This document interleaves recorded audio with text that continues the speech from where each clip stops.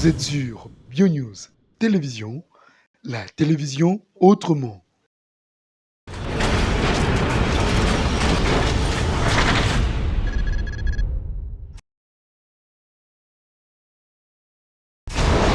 Voilà, c'est bien commencé déjà pour aujourd'hui, messieurs, dames. Merci pour votre fidélité et confiance.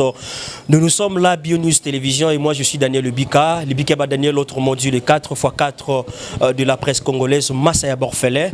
Nous sommes là toujours au rythme Yamatanga, et comprenez, à un moment où on a biso dadi Dikambala, Aouté Kotika biso, et puis ça qui passe de partout. Au Bétel Solo, à un moment, on a bandé comme Soubaté Koleka, parce qu'on a promis bino que to kuta na bandé ko belé to ben na robeta moi li solo to solo là. Par rapport yaba matanga oyo ezo comme la biso de jour au jour to uta ko bungi sande ko na biso psiko pululu o uta ko kenge et lelo to joyi sur matanga li susu ya dadi oyo atiki biso papa bio mais lelo na kati ya BioNews Télévision to mbeli bino petit frère biologique ya dadi Dikambala oyo wapi to remekampe ko tcha les points sur les i peto eba masolo ni babeta ki na réunion ya liboso salamaki parce que réunion ya liboso salamaki ya famille to eba baloba ki nini basala ki nini parce que biso vraiment to zana to apprêter prena li to ina biso pour to eba makambo ezotambola lolenge nini voilà ndeko nanga boni ouais mon cher Kimia je te sens vraiment affaibli hein ouais talaga to zana mawa donc voilà. Mais Maro, écoutez lui de façon hein. Moi na Koufi Kotoyo, Yaya Koufi, moi na fait quand? Donc bah Koufi le même jour, moi na Koufi qui juste à Koufi à 10h et puis grand frère Koufi na 21h. Ah OK.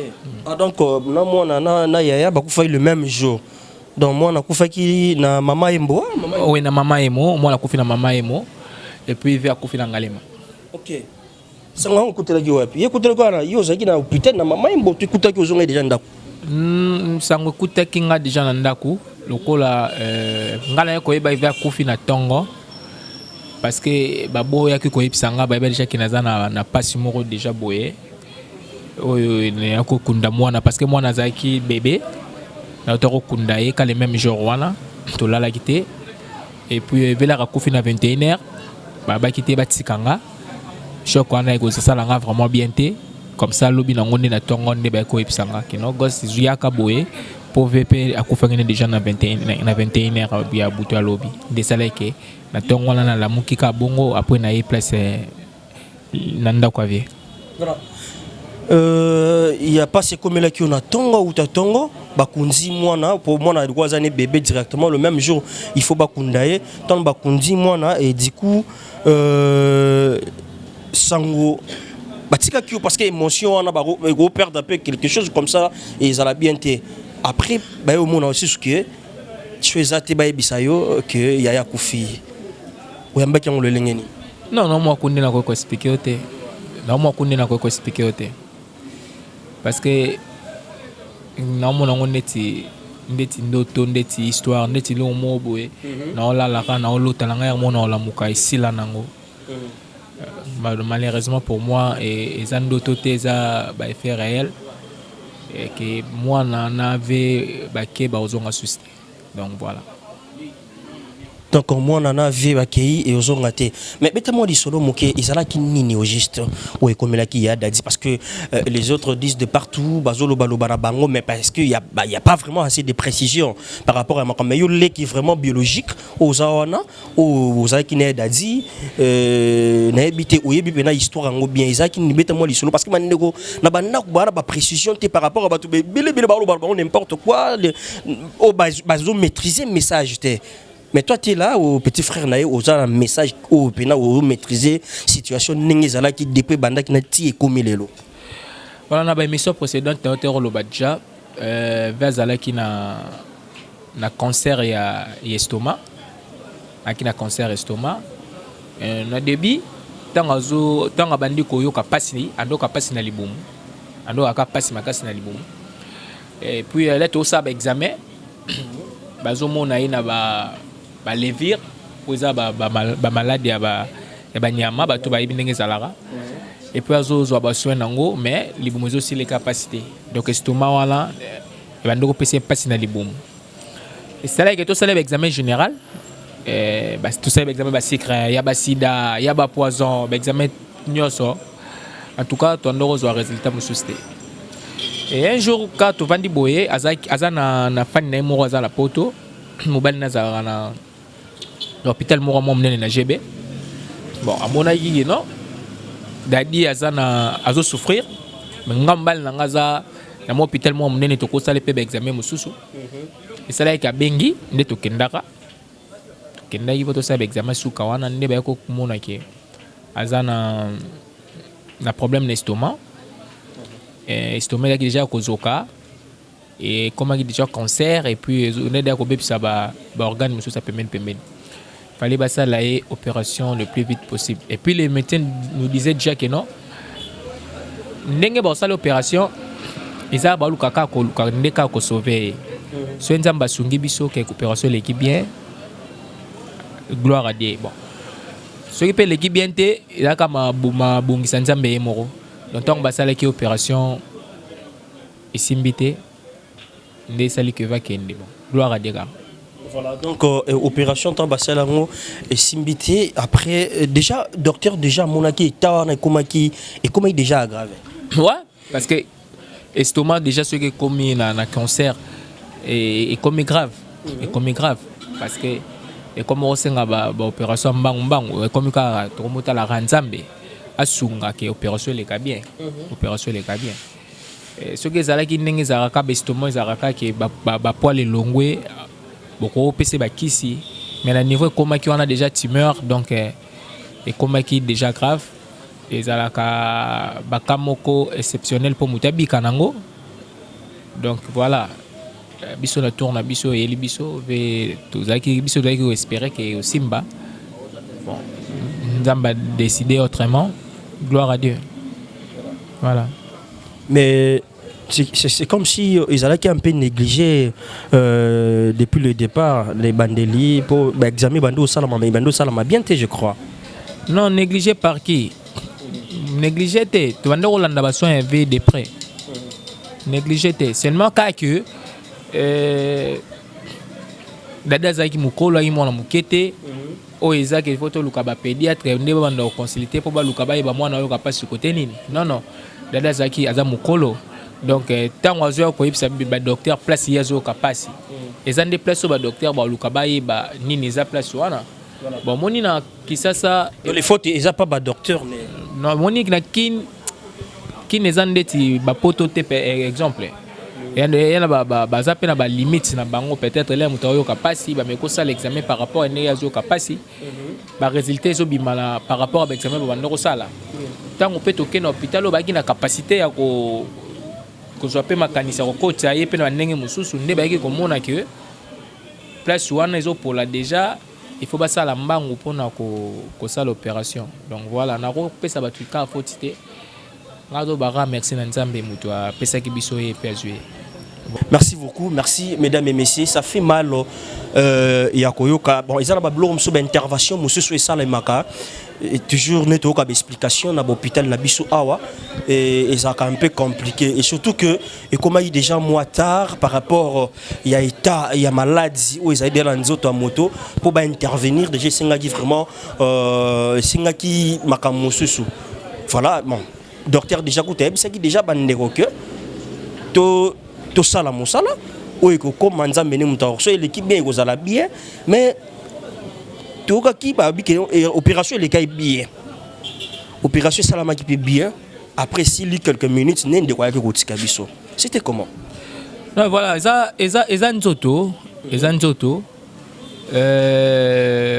ngana oloba très bien que jour ve akufa ki j'étais pas là nga zala kité donc bateau bazala ki kuna na kati eza grande terre nde mutazala ki kuna na kati ko ça après opération na ebité ni netikala ko leka na kati wala parce que ngamono na utaki ko kufela mwana nazaki na ndaku bango bazaki na hôpital ba tika kinga ki no yozonga pema biso to ki place ya intervention dali parce que zaki le même jour bando sala de opération et le même jour nazaki na mwana hôpital azaki déjà na soins intensifs donc voilà ce que ça que tant moi na kufi baye tosisi likambo mwana mbangu po bango bazonga na ngalema bayaki na mama ye mopanga azalaki na mwana tosisi makambo mwana bango bazongi na ngalema po fale dadi aleka déjà na opération nde salaki keler akei nde bakondo kuta makambo bakutaki kuna nga pena place wana naza vraiment information sur ya opesa yo te na oyo elekaki après oyo elekaki soki alamukaki après 45 minutes ya dadi yaki otika biso en tout cas baprécision na nga naza nango te mpo déjà talaka nakutaki toyaki déjà na mawa nayaki so na ntango na bando otuna te akufi nde nini tangi nde nini te donc voilà vraiment na kopesa réponse nango te. Voilà. Et par rapport à déroulement, Makamboneng est embolami parce que les gens disent trop na simayaliwe à bateau, na habité yole kinaye. On peut retenir quoi chez Yadadi Papa Bio du Kambala? Voilà, Dadi azaki naturel. Dadi likambozanga qui solution pas nezalaki. Donc azaki naye orgueillité. Ye mutu nyonso amoneka mutu nde moko, tu vois, wana ezaki lo comme n'est pas Dadi, donc il n'était pas orgueilleux adaki na naturel quand nga menora vie na ina ndaku quand nga mema ngo na théâtre nga mema vie na partout, donc Dadi azali mutabatu. Il n'y a pas vraiment beaucoup de différence entre sa vie professionnelle et la vie privée. Ouais, azalaki vraiment la différence té ezalaki té. Donc nenga ga vivre libanda nenga vivre na ndaku na nenga vivre na théâtre ne moko azaki na vraiment moto andeko linga kozala na ba problème te place ya zali mulaka bisengweza azo seka sabatu, donc azaki vraiment naturel. Mais surtout tu es vraiment Dadi na moi mozindo moké Dadi azaki quantième ya famille, il y a combien d'enfants et papa maman baza encore en vie, Dadi aza moto kolonini, Dadi père de combien d'enfants et voilà. Papa maman Dadi baza susté bakufa kala. Dadi aza troisième, azalaki troisième de la famille. Azalaki troisième de la famille, voilà. Dadi azali papa a plusieurs enfants. Azana bani na ebele et puis nazo profiter ko lancer message na interview na yo mutu nyonso ayebi ka azala mwana Dadi quelque part ou bien mwana Dadi mora yebi ki azala mwana Dadi quelque part au famille Dadi habité, il peut toujours venir. Nous la famille de Dadi on est là tozali tozo boya na biso mutu te ba test ADN ekoma nango tozo botila pe mutu mwana te toya to sololi to yebi ke mwana biso za telle place. Et puis voilà, le Cambodgien a solution à la rater. Donc message n'a pas lancé bango yango. Mais au boyebi vraiment boyebi que no bana bazawana présentement baza combien? Plusieurs. Il y a pas mention il y a obtenir comme ça ta tangeli yo ka lem sou mwana moko boina bosse na ta kombo na ye et ça la kitoté. Donc basé belé. Voilà. Dadi pas botika na moi si moko to plusieurs femmes aussi. Ouais, plusieurs femmes. Mais ça va comme déjà mi balé to mi ça te comme plusieurs. Donc plusieurs femmes. Donc tout s'adapter dans bongo pour ils a toujours bongo. Mais il y a pas trop de solution à faire. De ce déjà mutaboti na basi mi balé mi ça tout sani. Il faut qu'à tout s'adapter nango. Il y a pas trop de solution à faire. Ce sont sur les athées. Donc voilà. Voilà. On peut dire aujourd'hui que l'Iwa Yaya Dadi, on ne peut pas condamner quelqu'un, on ne peut pas dire ça si c'est là ou toloba n'importe quoi, comme les gens disent de partout. Tokoloba que non, ils ont mokana nzambe maladie et mutakufi. On peut dire ça.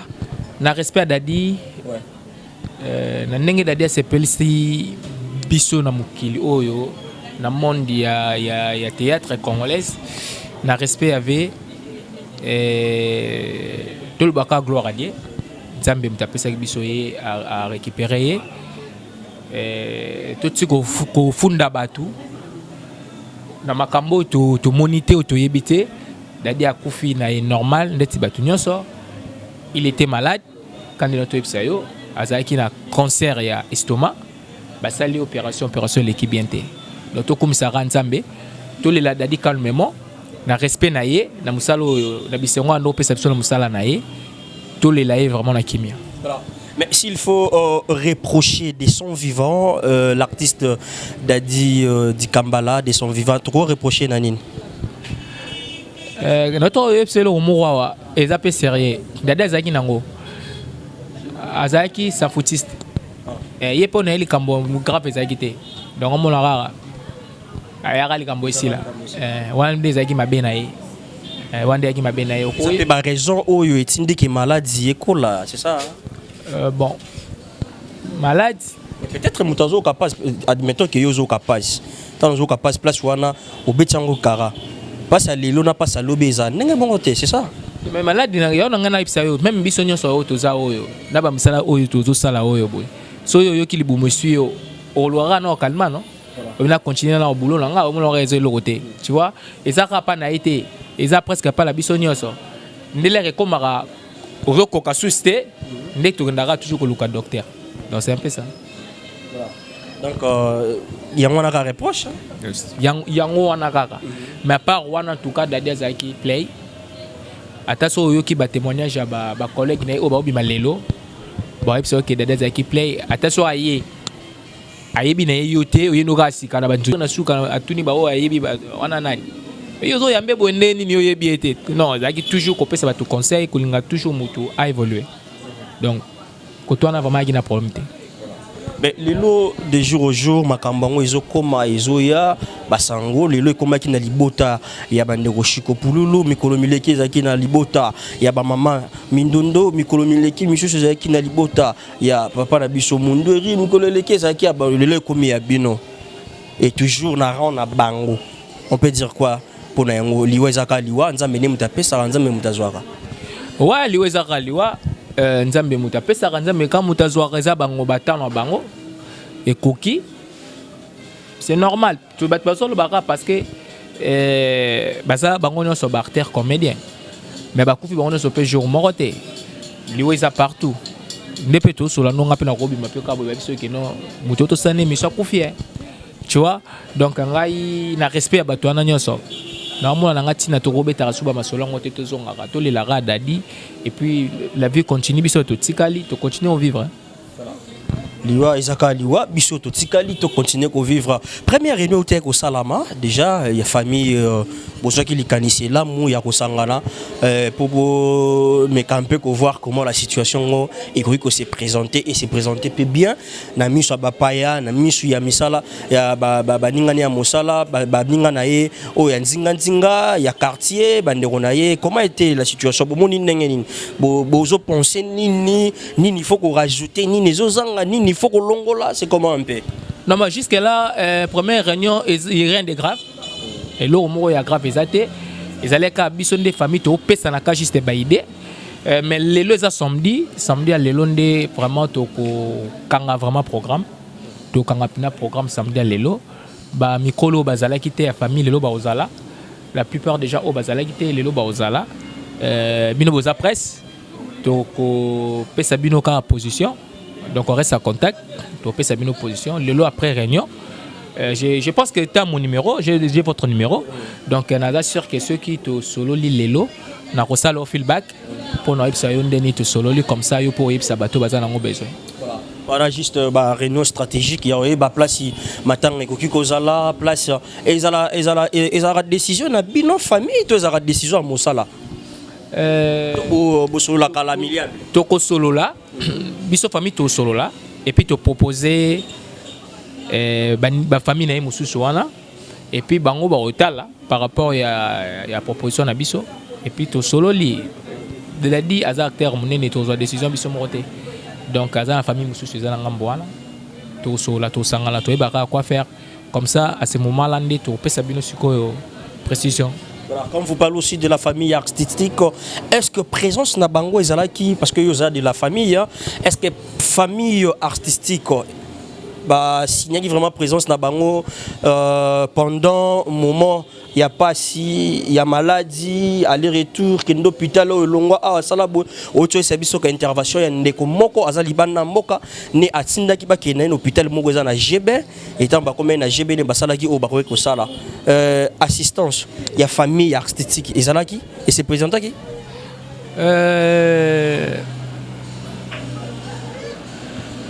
na likambo to basiko na ngana bongisa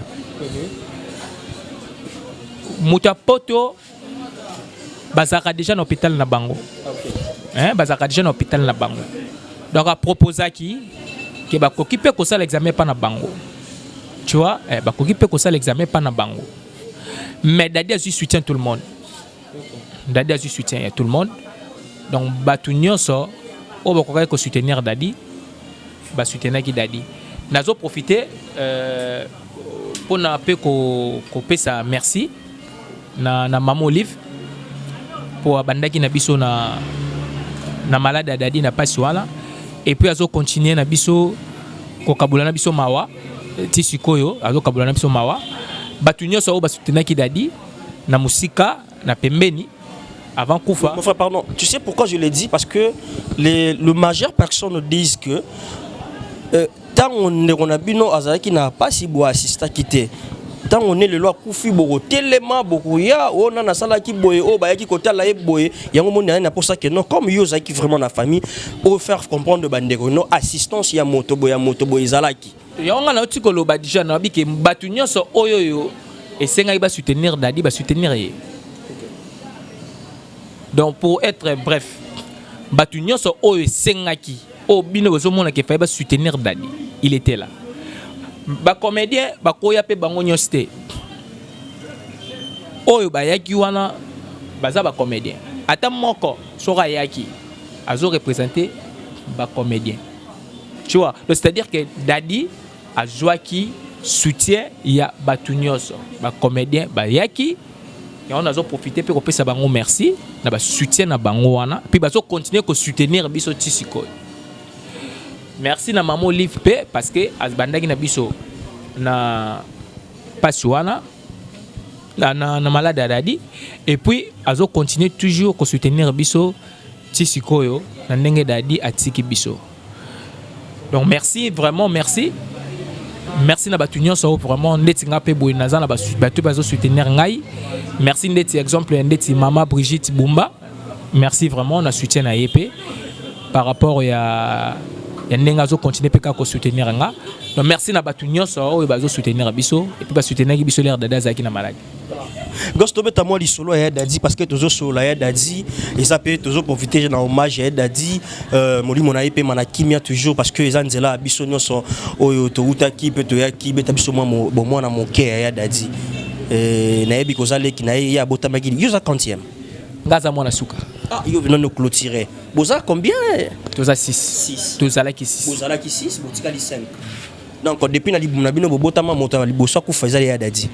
Na tiki bino est choqué hein makasi. Ouais, mais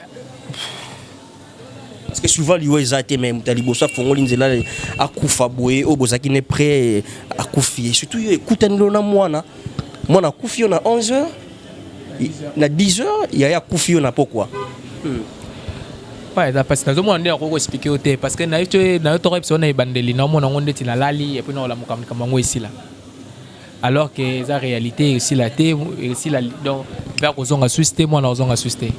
Donc nous avons expliqué au thé voilà donc nous avons batté nous avons dit tindoto nous avons dit tindoto. Voilà. Parle-nous de sa vraie vie, la vraie vie de Dadi. Abotamaka wapi, il sera toujours à Kinshasa, il y a outaki village à Kinshasa. Et c'était comment dis-nous un peu parce que tu as une curiosité, on a eu star na bango. Peut-être que tu as bakouté à Rosa la surprise, net tout ça la battle surprise na biso. Mais tellement les solo mouké Dadi à France naé par rapport à les solo pour aller qui mais je suis sûr que yo capé les solo comment était la situation il y a Dadi kokola naé. Non, vers Botamane Nakin, quelque part quand on a venu, une place où tu vends des Wazaka, quelque part quand on a venu Mokawa, venu mon Farage, on a habité sur toi na Sando, à Tonde Nini. Farage est aboyé, ok, à Botamane Farage, biso tu Botamane. Kasavuboa. Kasavuboa, na Farage 16. Tu dois besoin natif ya Kasavubo. Voilà. Tout ça na Farage 16 wana, va coller li wana. Ba masane baza wana, ba Vesaloum, ba Mugondo ya théâtre wana, ba Colina ba vena quartier. Azaki moi mavwanga ndambu ko signé ba makambu akolela bongo alinga ba vina bumwa il était toujours joyeux. Voilà donc ils ndenge na ye c'est naturel na to epsayo azana mbongo te il est toujours comme ça c'est naturel donc so écoute monde ba ninga na ye ba kolande bazolela o comprendre kake azalaki na ndenge moko ya vanda ya bien azaki toujours pembe na ba tant que commissaire voilà azaki toujours permet na baninga nae kosunga so likambo ça kosunga il était vraiment pour les gens. Tiazo Kola, Azalai Kana Bango. Yé Madesu. Yé vraiment Madesu Penande. Nde Penande Kolinga Olia Mingi. Na Fumbwa. Ne Marolia ne Bando discuter dans notre doya linga qui retardé. So à la fois. C'est un peu ça. Mais Dikambala il Saranini, Dikambala. Ah bon. En tout cas, on a encore répondre parce que ngamo na yebi kotuté mais ça combo na biso ya famille. Ça combo papa a botaki biso nango yemoko atiki biso nango. Donc papa ne combo ezaki papa Dikambala. Voilà. Ni atiki libino nyonso. Voilà, on se retrouve aujourd'hui bana nyonso ya dadi bazana ba Dikambala.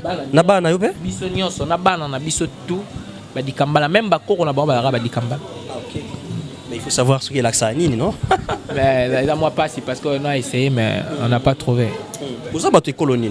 Vous avez Congo Batando. Batando. Voilà. Mutando mundere. Vous aurez déjà moi? Ouais ouais. Yango moni la batete minga ndo linga koloko ba moi likayabu moi muchwa mutambu ba bloka ndo linga minga yango ngo ba safu. Et les batando bozara toujours propre. Voilà. Ça? Ouais ouais ouais. Mutando mundere bobino bokutana mundere mutali bosu. Voilà. Voilà. Donc on peut retenir sur Yadadi que Isakaka Motomalam Otozaki Naye, voilà, explique-toi. Ouais, exact parce que va Koufi, non, exact pour va Koufi. L'autre il y a des émissions où Salami est belé. Oyo kaba témoignage à tout presque nyonso. Et puis sur côté internet au telle émission Hollandais liba comment on appelle ça Hollandais liba commentaire au monde qui a commentaire presque nyonso ba lo ba mabete parce que ba viebi bien ndenge nini abandaki ko zalana bango ba fan naye même la émission na ba YouTube sur côté au tala ba commentaire ya batu par rapport ya ba émission zo le kapona dadi tu vas vite comprendre que dada zaki muta bien. Et puis à Koufina sourire. Oui, tu vois qu'il découvre ça la première fois na ya mona moto Koufi mais azo seka. Donc on sait pas ce qui a mona kini ni ava Koufa pas seka ndengwana. Donc yango nazo baka gloire à Dieu. Mais na ba réseaux sociaux tout le monde a ndeko moko je crois gesté c'est page moko boye a voice Zolo par rapport à liwa ya dadi a expliqué makambo belé azo senga zonga biloko boye na habité sur comme parce que posa moto ya kopanza sango na été sur comme na matoi na en tout cas yo mdalbo so ebisinga bon on est allé gayer na habité ya yoga yango wapi toi yango wapi je sais pas mais na ebilanga te biso bande kwa dadi to bi gloire à Dieu nzambe mtapisa biso dadi et puis azu biso ye o nyoso wana bango ba kosala wana raison que ça dadi te ezala importante. Donc gosso to lobi ke lelo pena soki zali nango pona mbongo mais il y a dadi ngaza na bomoy. Waouh, mon frère son biso pris opération oyo au fond la munoko kamwe mais futamaki pour mutu ba opérer il fallait pas futa mbongo wana. Montant oyo soto ki on ego non c'est trop mais futamaki oui et futamaki donc c'est ça qui mukolo na yete nde dadi alingaka za na bomo parce que avant docteur Simbaye il fallait tout futa mbongo wana et l'argent c'était payé yango nazo ba toujours merci na bato so ba soutenir ki dadi et merci na maman Olivko abandaki na biso na malade dadi et puis azo continuer na biso on a kolo ba yango. Merci beaucoup. Merci. Mot de la fin pour se séparer pour aujourd'hui. Nakata BioNews Télévision. Et le temps pour nous, il y a Rolanda Bino de temps à autre, petit à petit, Nenge Maramon se déroulé. Et toi, mes campés, quoi, bah, sous cannabis, parce que tu es qu'ils sous caté, trop local, pour la information et belé. Mot de la fin, je regrette beaucoup. Avant, au Jouanga, une interview, Monique n'a boya qui plusieurs fois. N'a boyi plusieurs fois. Parce que ma collègue Nabiso, Bazan a suscité. Le collègue Nemsoban a suscité. Il y a d'autres personnes qui vivent très bien. Ils m'appellent au téléphone. Le roi là, Nabi qui est d'Adeza commandé mon aîné. Il y a beaucoup de gens dans le monde Bazan a posé des informations. topesaki un peu opportunité wana ya kofilme Dadi, ya kofilme makambo eleka pana biso par rapport ya makambo ya Dadi. Et puis bato yo bazwaki chance wana ya tendre micro que topesa bango moi beyano par rapport ya ba question oyo ba ndeko poser bazo koma ba titre oyo yo eza nango bongo te, c'est pas bon. Soka okomi na oka ke leki ya Dadi Dikambala, gosse Dikambala lobi likambo boye pona Dadi batu baotala na bango. So komi na oke Vincent Chiluizi apesi programme matanga pona Dadi Dikambala to likambo Vincent lobaki na yo batu baotala na bango. Parce que Vincent Chiluizi a na chaîne monene ndeti la voix du peuple o etala maka. Ata soza makambo matanga Dadi te soki a chelo kona batu baotala. Gosse Dikambala so na chelo ko na chaîne batu baotala na canal 1 Gosse Dikambala batu baotala na ba tribunal be misoto sala na la voix du peuple pa Vincent Chiluizi batu baotala. Donc ozalo na tina ya okosa te ko ba yebi ke oleka Dadi Gosse Dikambala excusez nga ba benga bakisaka maboko pete soki ezali tanda saka be mission na ngai batala ba notala nga la voix du peuple na zaki wala et puis baotala nga la canal 1 et pas nga moko ndenge peka Vincent Chiluizi ndenga saka ba bloko na ye batalaka toto peso information tchana yo kaka na TV batu baotala na bango par rapport à titre par rapport à makambo to sololi batu baolinga bayeba na lobi nini tout ça c'est pas important na respect ya Dadi okoma makambo oyoyo ngana lobi na ngate kocha ba komba batu tout ça c'est pas bon komba sima soko ye poto peso information na boy ko répondre yo au lobake Gaza journaliste ou chroniqueur, to Vincent Chiluizi est chroniqueur, mais toujours les micros, azoboya et ezala bien té. Donc message de souk alors on loba l'émission na yango. Merci beaucoup Gosse Dikambala. Nous sommes de cœur avec vous, la grande famille. Tous on a toujours tout assisté Bino. Message de l'équipe à bande copé ba osala musala tout ça musala bien. Ceux Isaac il faut comme 1, ceux Isaac il faut comme 2, parce que Isaac a bon soko chelo on a ligne ceux qui est la ceux qui peut être la maté, c'est pas par le titre ceux qui n'est ça la agitoroté. Voilà. Merci na respect il y a bande ko batala rabi so les grands messieurs de grandes dames, il faut te respecter quand même ba titre et marambo to chaka. Donc voilà. Merci na Bino Nyoso, merci na Kos. Na bi que notre Joao surtout mes campés sur la cam et merci pour l'invitation pour temps où c'est disposé voilà ma trop chargé c'est biso que non moi temps il mon boulot pour toi mais quand même on peut si biso chance voilà merci mesdames et messieurs si Dieu ne revient pas on va encore se retrouver dans le prochain numéro pour parler de d'autres rubriques. Nous sommes là toujours au rythme, il y a ambiance, il y a tristesse, na mode il y a matanga donc voilà il y a Dadi et Pessi passe de partout. Et surtout, nous avons biso Gosse Dikambala pour comprendre que abungisi mwana après abungisa suya ya babombele kutuna sango ba epese sango la sima. Donc voilà bandeko ba sepela na mosala ya Gosse Dikambala to tchaye maboko to soutenir moralement financièrement pourquoi pas tout ça là yango pour te fortifier toujours ndeko na biso na ninga bien. Comme je disais, si Dieu ne revient pas, tu écoutes un numéro au Tomekasuko Solango. Bye bye.